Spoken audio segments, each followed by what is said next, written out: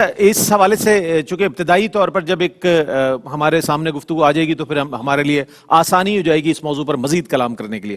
مفتی صاحب یہ فرمائیے گا کہ صحابہ کرام رضوان اللہ تعالی علیہم اجمعین کا تعارف، ان حضرات کا مقام اور مرتبہ میں چاہتا ہوں اس پر کچھ ارشاد فرمائیے۔ اعوذ باللہ من الشیطان الرجیم، بسم اللہ الرحمن الرحیم۔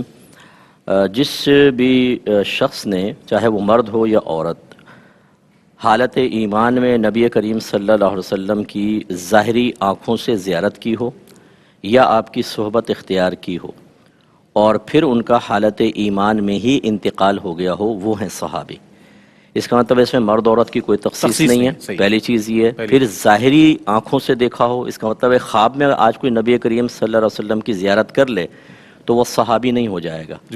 اور یہ جو کہا کہ دیکھ لے یا صحبت اختیار کر لے، تو صحبت کا ذکر اس لیے کیا کہ تاکہ جو نابینا صحابی تھی جنہوں نے ظاہری آنکھوں سے نہ دیکھا لیکن نبی کریم صلی اللہ علیہ وسلم کی صحبت اختیار کی، انہیں بھی اصحاب رسول میں شامل کیا جاتا ہے۔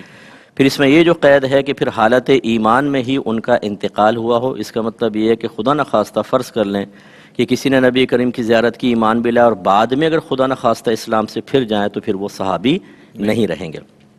اور جہاں تک ان کے مقام و مرتبے کا تعلق ہے، ایک آیت ایک حدیث بس۔ جی بسم اللہ۔ اللہ تعالیٰ ارشاد فرماتا ہے کہ والسابقون الاولون من المہاجرین والانصار والذین اتبعوہم بإحسان رضی اللہ عنہم ورضوا عنہ وعد لهم جنات تجری تحتها الانہار خالدین فیہا ابدا ذالک الفوز العظیم۔ کہ وہ جو سبقت لے جانے والے ہیں، پہلے ایمان لانے والے ہیں، مہاجرین میں سے ہوں یا انصار میں سے، اور وہ جو اخلاص کے ساتھ ان کے پیروکار ہوئے، یعنی بعد میں ایمان لائے، یہ فتح مکہ کے بعد والے تمام اصحاب بھی اس میں شامل ہیں، اللہ تعالیٰ ان سے راضی ہو گیا، وہ اللہ سے راضی ہو گئے۔ اللہ تعالیٰ نے ان کے لیے ایسے باغات تیار کر رکھے ہیں جن کے نیچے سے نہریں جاری ہیں، وہ اس میں ہمیشہ ہمیشہ رہیں گے، اور یہ بڑی کامیابی ہے۔ اس کا مطلب یہ ہوا کہ اس میں تمام اصحاب کو اس آیت نے کور کر لیا ہے، مہاجرین، پھر انصار، پھر جو بعد میں ایمان لائے۔ ابھی میں یہاں پہ پہلے بھی میں نے ایک دفعہ بات عرض کی تھی، ایک دفعہ پھر عرض کر دیتا ہوں۔ جی پھر عرض کر دیتا ہوں کہ اللہ تبارک و تعالیٰ کی ذات قدیم، بے شک، اللہ کا علم قدیم، بے شک، اس کا کلام قدیم۔ بے شک۔ اس کا مطلب ہے کہ ازل سے اعلان ہے اللہ ان سے راضی، وہ اللہ سے راضی، حالانکہ ابھی اصحاب رسول پیدا بھی نہیں ہوئے، ان کے مابین کیا معاملات ہونے اللہ کے علم میں ہیں، بے شک ہے۔ اس کے باوجود وہ اعلان فرما رہا ہے کہ اللہ ان سے راضی، وہ اللہ سے راضی، اور وہ جنتی ہیں۔ ہائے ہائے، اس کا مطلب یہ ہے کہ خواہ پیٹ میں کسی کے مرور اٹھے اور وہ اصحاب پہ تانہ زنی کرے یا خدا نخواستہ ان کے مقام و مرتبے کو کم کرنے کی کوشش کرے، تو وہ ان لوگوں پہ تانہ زنی کر رہا ہے جن سے اللہ پہلے راضی ہو چکا ہے۔ ان کے افعال و اعمال کو جاننے کے باوجود، تو پھر اس کا ٹھکانہ تو کیا ہوگا؟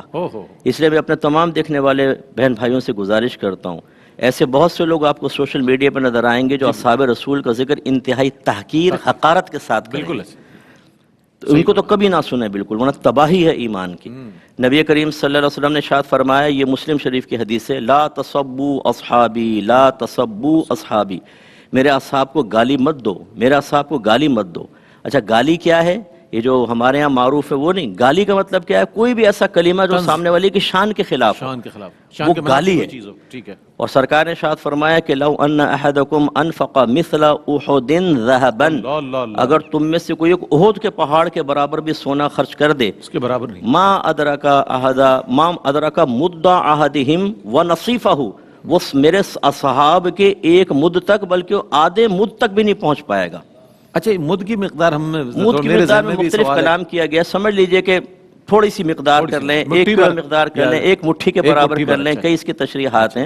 یعنی میرے صحابہ کا مختصر خرچ کرنا بھی اتنا ہے کہ اگر تم احد پہاڑ کو سونے کا بنا کر خرچ کر لو تب بھی ان تک نہیں پہنچ سکتے۔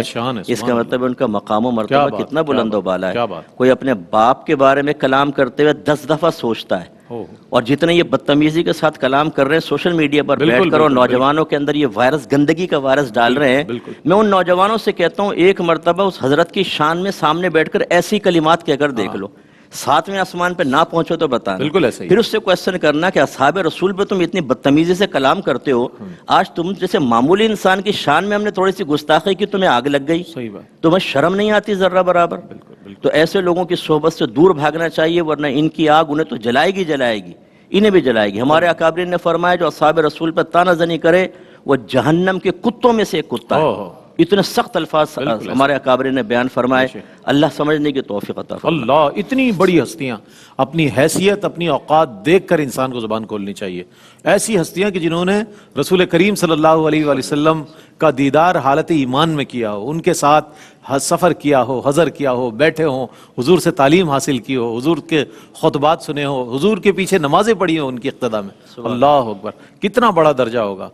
بڑی حیرت اور بہت بڑی جرت مندی، انتہا درجے کی یہ میں سمجھتا ہوں کہ جرت مندی ہے اور گستاخانہ رویہ ہے کہ صحابہ کرام رضوان اللہ تعالی علیہم اجمعین کی بارگاہ میں کسی بھی قسم کا ان کے شان کے منافی کوئی لفظ کوئی جملہ استعمال کیا جائے.